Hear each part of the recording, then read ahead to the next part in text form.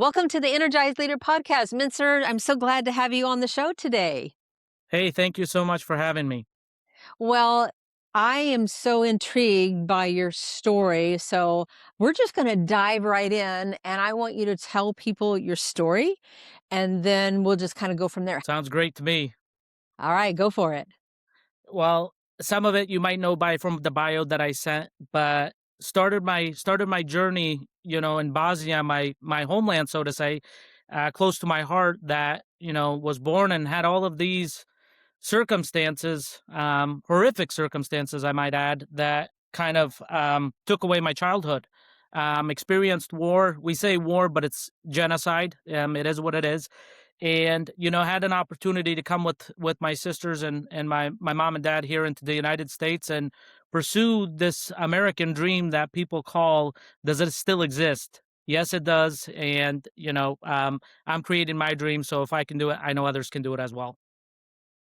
Well, kind of give a little bit of background of being in Bosnia. I mean, how old were you? And so, how did everything kind of transpires that Yeah, you had to leave? yeah. Well, I was really young, so I don't remember. I remember some of the horrific things that I've seen and experienced myself, even at a small age.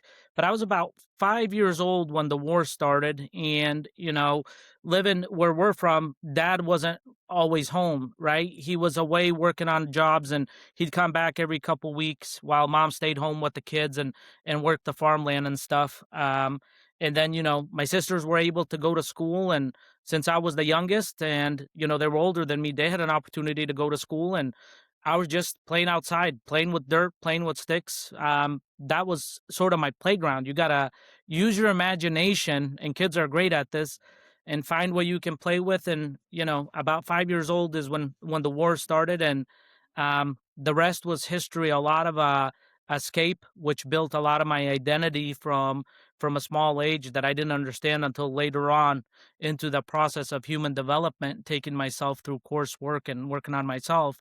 I realized how my fundamentals of um, my mind and how I operated were kind of preset by the conditions and environment I was in. And when the war started, we found out later one of the trucks, we were actually put on these trucks that were evacuated, and one of the trucks ended up going to an execution center. Oh We were my. fortunate enough, yeah, so we were fortunate enough to get put on a different truck that took us outside of Bosnia into Croatia, where my dad used to work, and lived in a cabin for probably about 2.5 years. And my cousins already came to the United States in the 1993. We didn't have anybody else, so they sent us paperwork. They're like, "Hey, come to the United States. You guys have to get out of there just in case the war spreads." And that's what we did. Filled out the paperwork. Grandma and Grandpa got sent to England, so we were all sent to different places, and we had an opportunity to come here and middle of the United States, the lovely Iowa. Well, why Iowa? So at the time, most Bosnians didn't know where they were going to end up, right? The first time we've ever been on an airplane was most people was coming to the United States. So Iowa was one of the states that was taking in refugees at the time, and some other states. We just got a bag, and most Bosnians, if they look in their closet, most have saved this bag. And I know my mom has one, but they had their passports in there, they had tickets, and we were just told by I don't know if it was United Nations at the time, I can't quite recall.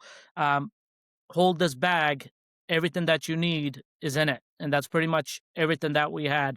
We didn't have luggage coming here, it's just clothes on our back. And we just followed directions. Wherever somebody told us to go, that's where we went. And um, it worked out. Wow, I would imagine just all that in itself would really shape who you are today. Yes. So with that said, you talk a lot about personal growth and you coach people to be determined. In fact, determination is your fundamental value. So how do you help people be determined? You see, every single one of us, we have a spark within us, right? most people don't change because they're thinking about how it's not going to work, or they have all these negative thoughts, negative beliefs that they're programmed within them. And it's like, hey, you got to look at yourself. There's so much more to you than you actually realize, right? And I've always had a desire, and that's where everything starts. You got to have a passion and desire about something that, when you tie faith and belief to it, that you become unshakably unstoppable. So when I coach people, I obviously start with a lot of questions, um, and I'm digging down to the root cause of what's really stopping them. How do they think? How do they execute? Do they execute their thinking? And just see what they have done, what they have tried. And long as they keep an open mind, those people will figure a way out of how they can make it to the next step. If they think they have everything figured out, unfortunately, they're gonna stay stuck. Um, I know that because I've been there myself, and it's why, I started self development from an early age, and just try to get the most that I could. And then it's like, hey, I have all this development, but I got to find a way. How do I execute it? Well, I think it's interesting that I read that you have 3 college degrees, psychology, Yes. marketing, and business management. I mean, you really went after that personal growth and to elevate your thinking and to learn, learn, learn. I think continually learning is one of the best things you can do to help you with personal growth in your job, in your life, in your marriage, everything. I agree 100% with you. My parents didn't have the education that I had. They had minimal education back home, so they always used to construct and tell me, "Hey, you need to get an education." And I realized, why do they keep saying this to me? And then in the United States, I realized education opens doors that otherwise I wouldn't be able to open, just because companies do want an education, right? Um, and I went after my associate, went after my bachelor's, went after my master's, and my mindset was always, the more education that I have, the more money I can make. Well, that's not always true. And my goals weren't so much aligned with the purpose and the fulfillment part until later on. I circled back and I'm like, wait a minute. I chased a lot of this stuff, but did I do it for myself, or did I actually do it for the fulfillment of my mom and dad? And that's where it Um, was. It was more of, um, wanting them to be proud. My whole life thinking diameter was, and scope was escape. I escaped war. We didn't feel like we were people because we were being slaughtered left and right. And every mm, time I went for a degree, my brain calculated what's the quickest way out of here. So I got my associates in a year, my bachelor's in a year, my master's in like a year and a half. And then I started looking at it and I'm like, wait a minute. I'm not in a fearful state anymore. I'm not in escape. I don't have to think that way, because people don't realize whatever you give your attention to, there goes your energy. And it took me mm. some time to kind of grasp that, and sit still with myself, so to say, and then really study human behavior, how we make decisions, how our brain works, how do we set real life purposeful goals that will take us the distance. And then everything started changing for me. So when they say you want to do the internal work, you want to do the internal work. There is no easy way. There is no shortcuts. Just got to be honest with yourself, and dig deep, and you'll blossom like a flower. So what do you think trips people up the most? I think their belief systems, that most people don't question their beliefs, right? You ask them certain things, they tell you, they use logic to justify it, not knowing that that belief system they might have gotten from their mom and dad, or their siblings, school, their environment, because that's what shapes us, right? We have thoughts, they form beliefs, so it's always thought, belief, and result. Mm, Most people don't question their thoughts, and it becomes their permanent belief, even when it's not true. And that's very dangerous, because they have a narrow-minded scope on thinking about a certain thing or subject, that they can't get out of it because it's so engraved in their mind. And I use analogy, people, it's like a river. The longer it's gone through, either rocks or streams, the longer it's gone through that and follow that same path, well, it's ingrained deeper. And that's the same way our neurons in our brain works. And it's hard sometimes to zap out of it, to say, hey, why don't you create a different neuron, a different thought, think about it differently? And that's what I do with my clients, to break up some of their mental barriers so they can actually get headway and create the life that they want. mhm. Can you give some examples of pulling them out? How would they start with those new neurons? Sure. Everything is keeping about an open mind. And some people will say, or clients or potential clients, what if this doesn't work? And I there's a lot of strategies, and I say, well, what if it does? We're not playing a what if game. We're playing to win, and we're playing to get you from point A to point B.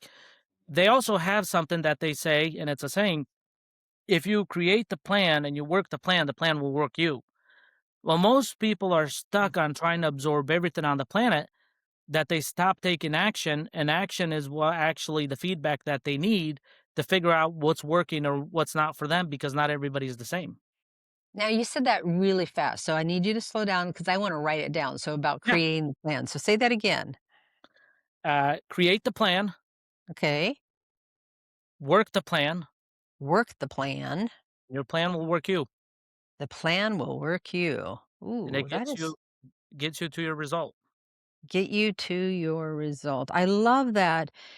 You know, when you said earlier, the thoughts that you have go toward your beliefs, and then those beliefs go toward your results. So many people, I guess I'm thinking of some people that I know who it's constant. I mean, it's just nonstop negativity, negativity, negativity. I mean, it's like, you got to start thinking differently, and they're stuck in that. So those some clients I have, I tell them to put a rubber band on their hand, Okay. right around their wrist. And when they have those negative thoughts, that when they start entertaining, they don't understand that that thought is going to blow up into 100 other thoughts that are correlated to that thought that give them no value.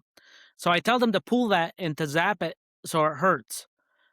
Physical pain does work to a degree. And then when it zaps them, their brain will be so interested in the pain that it caused them that guess what happens to those thoughts? I would hope that they would leave. They do leave. They move away. And it's also that they're getting reconditioned that when they Yeah. have those thoughts, if they've done that so many times, they're not going to have to snap themselves.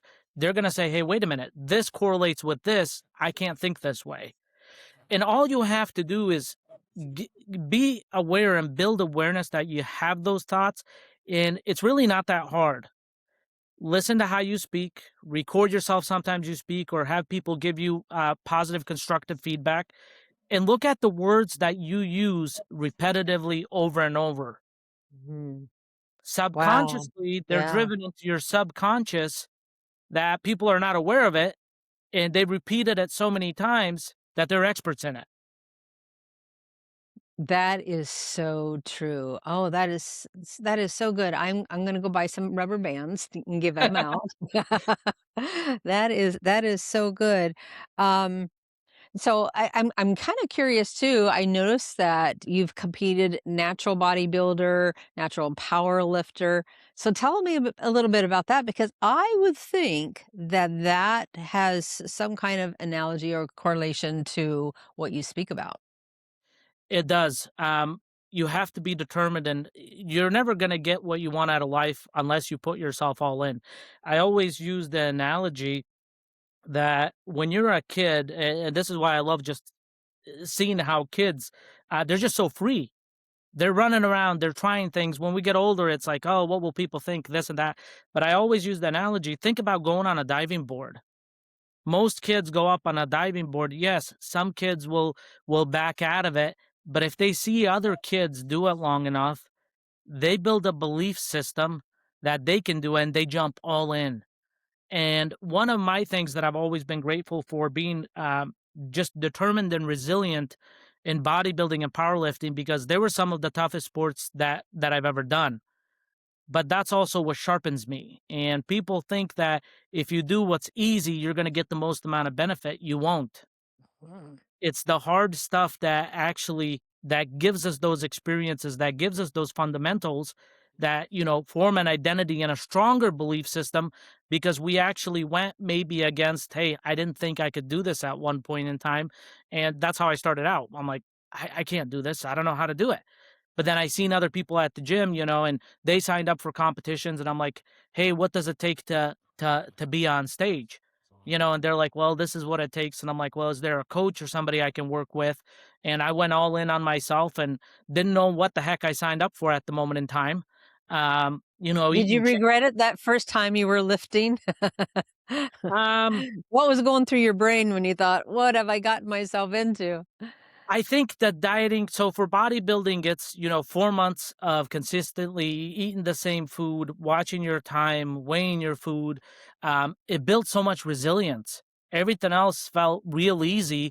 If I can pay so much attention and, I had an opportunity to talk to a billionaire. He told me your biggest asset is the ability to pay attention, is holding your attention. And then I started understanding and looking more into it. And I'm like, that's exactly right. If you can hold your attention, you can achieve anything that you want. The thing is, in today's society, it's very hard to hold our attention on one thing because everything's so readily available. Mhm. My family has owned lots of restaurants, and over Mhm. the years, we've seen a decline in people that can hang in there. I Mm. mean, it's like, this is too hard, and it's like, it's not too hard. This is work. And it's like, oh my goodness. I mean, if they can't handle this, they're not going to be able to handle life very well. Yep. And so I don't know. I think society needs to look at that and start building helping especially teens build that resilience on the inside of them because they give up too easily. Yep. I agree with you 100%. Everything's so readily available. I read somewhere, it was actually Tony Robbins that mentioned it. He said the most resilient adults are kids who had no choice but to be resilient as kids. Wow, that is so true. I love that. Are you able to see any of your family now? So my grandma and grandpa, unfortunately, they passed away a few years back. My mom, my dad, and my sisters are still here. They're in Iowa. We're literally within miles away from each other. Oh, And that's that was sad. one of the things growing up. And for most Bosnians, typically it was the male that took care of the parents. It's I've always had that mindset is I have to do whatever it takes to take care of them, and it's something that gave me a drive and just remembering of the hardship that they went. My childhood was taken away from me. They also had things taken away from them, such as you know their majority part of their life, just with the mental aspect of it. Dad was in a concentration camp. Luckily, he Yes. wasn't in there for long. So I always wanted at the refuel. I had this fuel, this desire in me, but it's like, how can I give them back? How can I give back to them?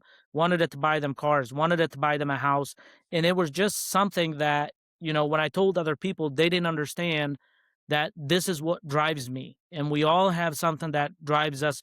We just got to dig deep and find it and get rid of the excuses. And it's something that changed my life. And when it came to writing my book, my aunt and her son was a big inspiration because I always say, and I quote it, and I quoted it in the book: "People died so I could live," and Oh, it's my cousin actually died so I could live. And um, when I think about that, I become relentless.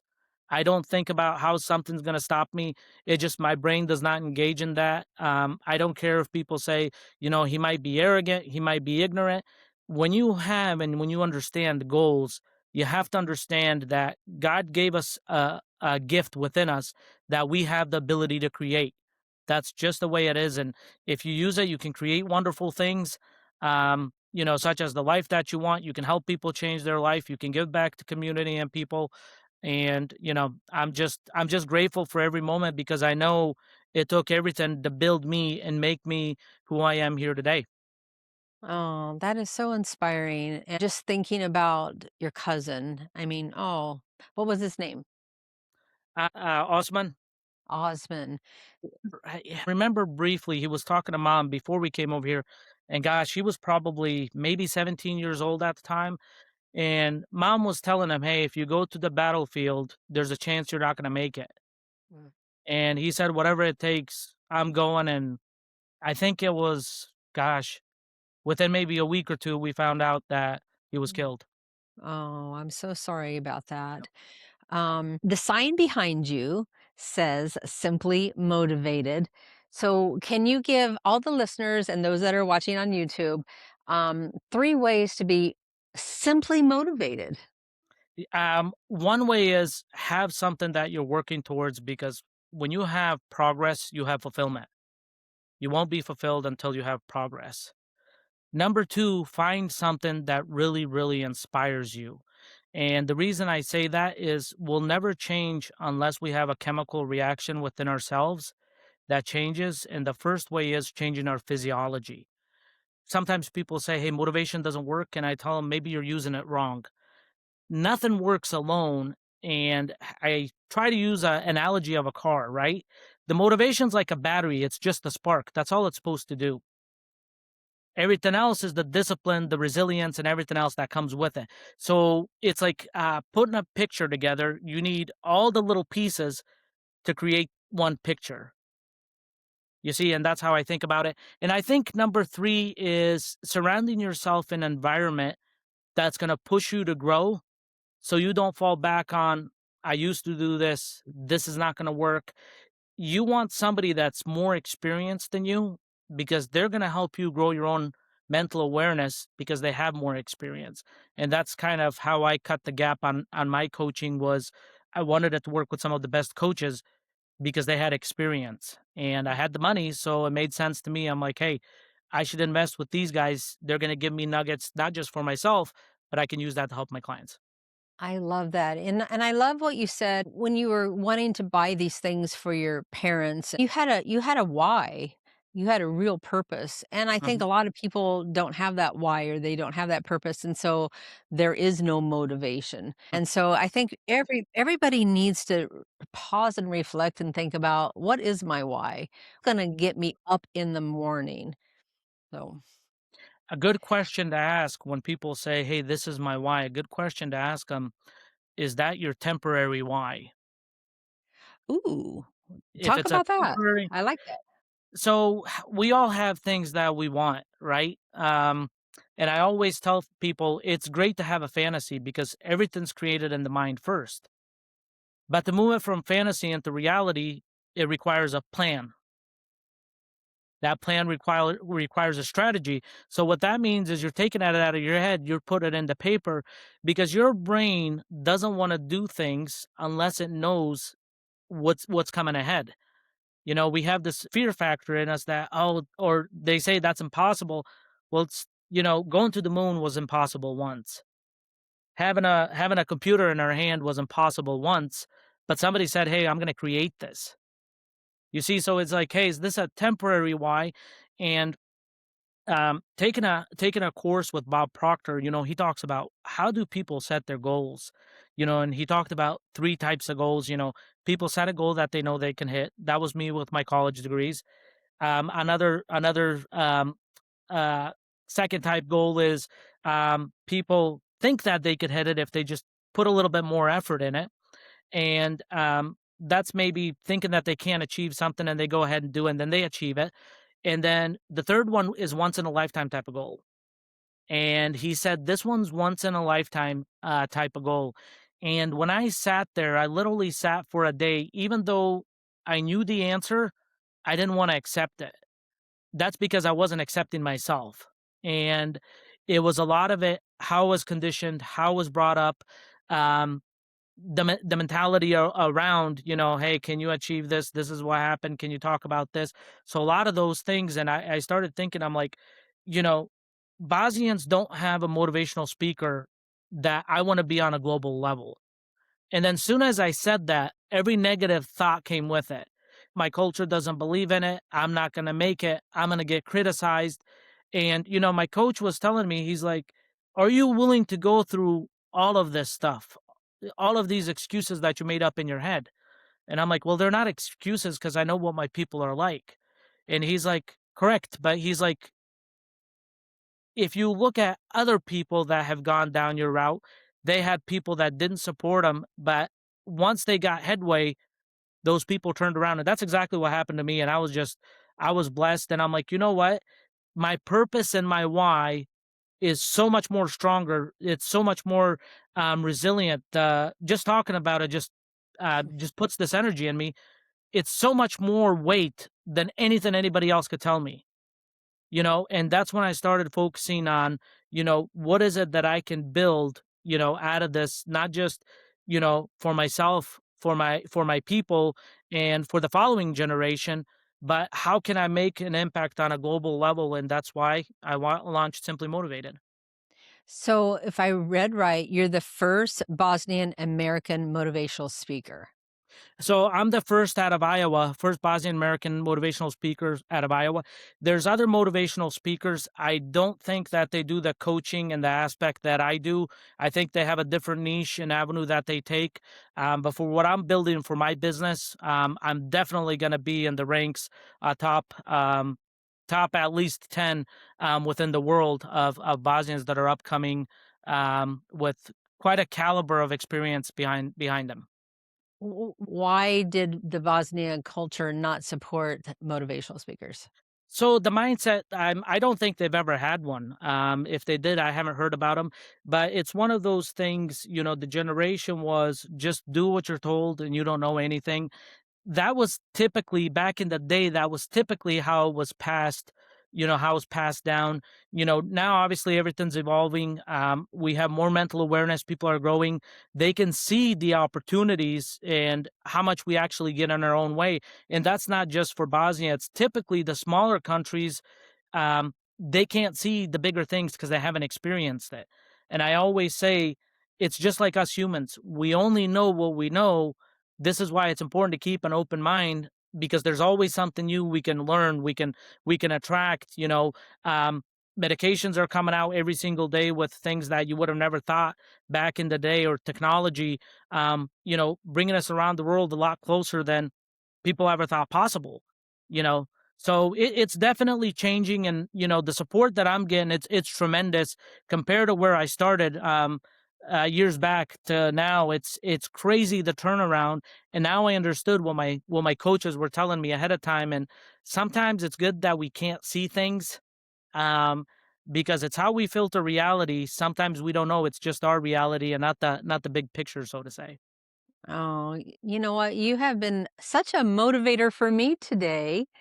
And so we're going to end with one fun last question. So, can you tell me in the last 6 months, is there like a fun gadget or that you've purchased, or a book that you've read, or maybe a movie that you've seen? It's like, oh, I've got to tell somebody about this.